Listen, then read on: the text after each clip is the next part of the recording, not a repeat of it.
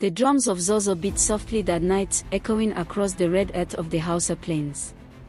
From the tall palace walls, the flicker of firelight revealed a kingdom alive with trade, music, and laughter. Camel caravans brought salt from the Sahara, cloth from Kano, and gold from faraway lands.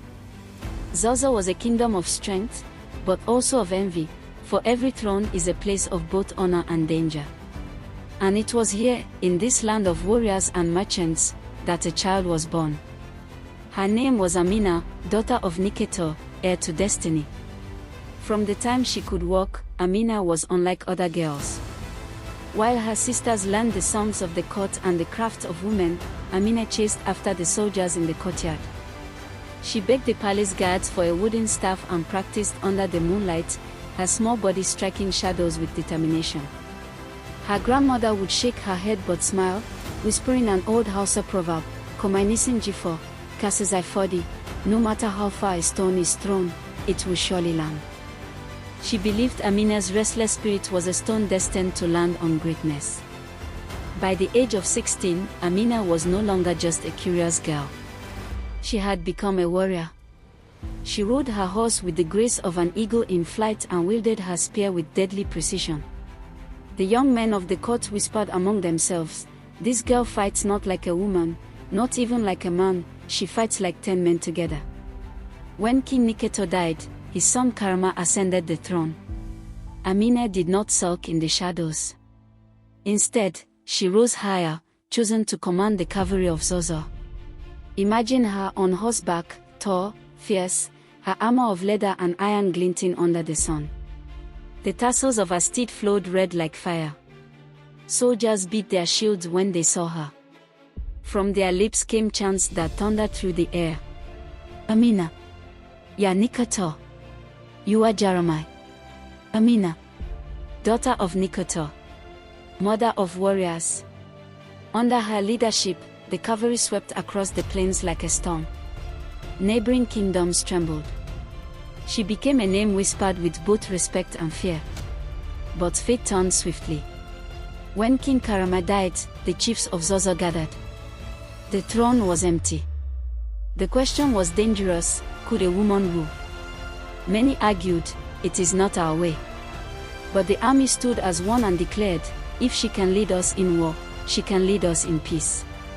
Amina stepped forward, her voice steady and commanding, "I have shed blood for Zozo. I have defended her walls. If my hands are strong enough to hold a sword, then they are strong enough to hold a crown. Give me the throne, and I will give you an empire." Thus, Amina became Queen of Zozo, the lioness upon the throne. For over 3 decades, she led her warriors beyond Zozo. She conquered Kano, Katsina, Nupe, and far lands near the Great Niger River. To every captured city, she gave an order: build walls of earth, high and wide, to stand as Zozo's mark. And so the Ganewa Amina, the walls of Amina, rose across the Hausa lands, some of which still stand today. Caravans from the Sahara brought horses and salt. Merchants from the west brought cloth and ivory. Envoys from far kingdoms bent their knees before her, for they knew the lioness of Zozo was not to be crossed. But even as her empire grew, Amina remained watchful. At night, she would stand upon the walls, looking at the stars. "Power," she whispered, "is heavier than iron. Yet I must carry it for my people." Greatness always breeds envy.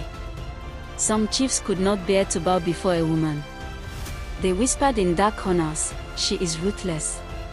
She has no husband. She is cursed with the love of war." But Amina silenced them with victories. She reminded them of another Hausa proverb, "My tabamasha yasan inda tek mosasaiwo, only the owner of the mat knows where it hurts him." She alone knew the weight of the crown, and she alone was willing to bear it. Yet betrayal struck her heart. During a campaign, an allied chief abandoned her army, leaving her surrounded. Many soldiers fell that day. Amina survived, but she never forgot the sting of treachery. Her last campaign was far to the west, beyond the reach of Zozo's walls. Some say she was struck by the spear of an enemy. Others whisper that poison touched her lips, delivered by a jealous ally.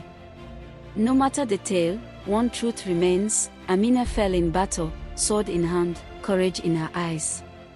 When word returned to Zozo, the kingdom wailed.